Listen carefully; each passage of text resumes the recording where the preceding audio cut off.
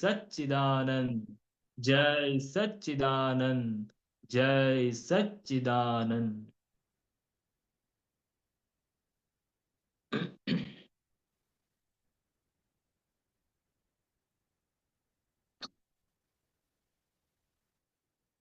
Spur સ્વવંદ્યા જગના rehearsal થઈ ગયા પૂર્વે, જે ડ્રામા આજ દેખો છો તે પાત્રો ચ્યુતિ છે સર્વે. દુઃખો સામા ઉભા રહીને જે દુઃખના ગાય ગાણાવો, નિરર્થક ક્લેશ ઉપજાવે, કશાઈ વાણી વાળાવો. બિલીફો રોંગમાં ભળતા દુઃખોના વર્ણનો કરનાર, બેયાની દુઃખ વધારીને કરે સોળ આની મન સંસાર.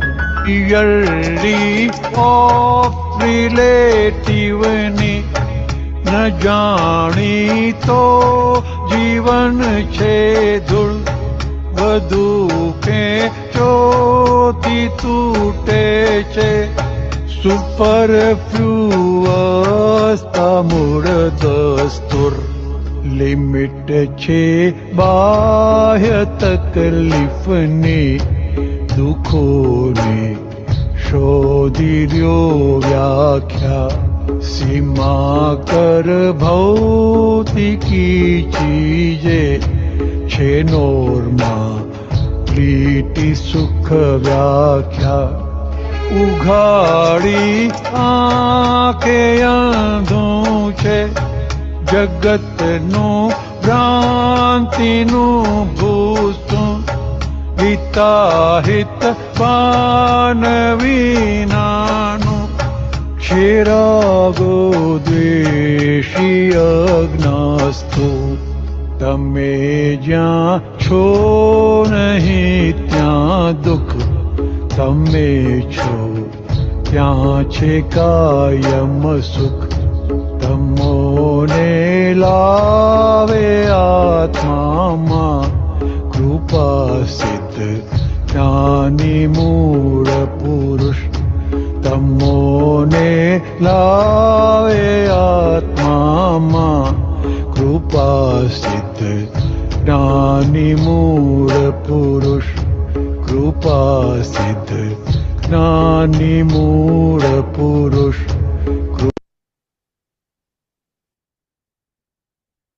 સચ્ચિદાનંદ. આખા આ પદમાં એટલું સરસ આપ્યું છે, આખા વ્યવહારની સમજણ કે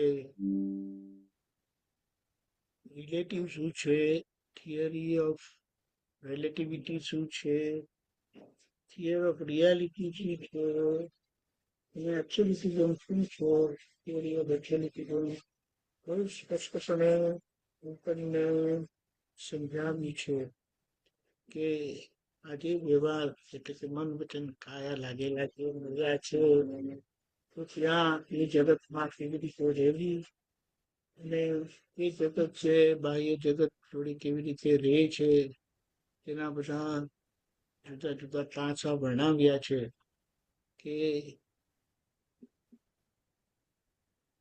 હંમેશા આપણે બીજાની જોડે સરખામણી કરતા હોય છે, એટલે કે પોતાના સુખોને હોતા નથી ને દુઃખો ગાય છે, કારણ કે પોતે જાણતા નથી કે પોતે કેટલા સુખી છે. કોઈ બીજાનું દુઃખ જુએ ત્યારે ખબર પડે કે કેવી રીતે આપણે સુખી છે. એટલે આ નહીં સમજતા એ બધી કસાય વાણી બધી નીકળે, એ કસાય વાળી વાણી, દોષ વાળી વાણી, આક્ષેપ વાળી વાણી, આરોપ વાળી વાણી આપણને દુઃખી કરે છે.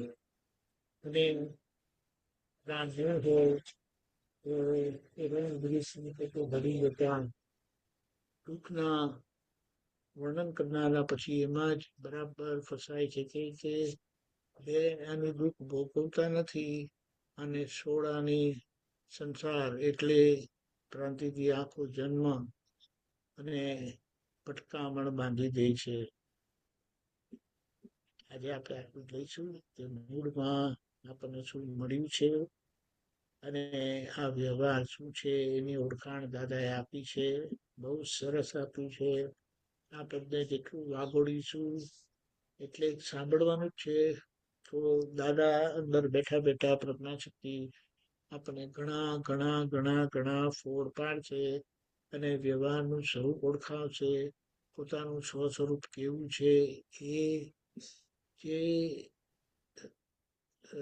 શ્રદ્ધામાં બેઠું છે તે લક્ષમાં આવશે, ખ્યાલમાં આવશે અને એ આપણી આગળની યાત્રા કરતા કરાવતા આપણને મુક્તતાનો અસંગતાનો અનુભવ કરાવશે કે આ બધા હોવા છતાં આ બધી પરિસ્થિતિ હોવા છતાં આ પરિસ્થિતિમાં કશે હું નથી. જય સચ્ચિદાનંદ.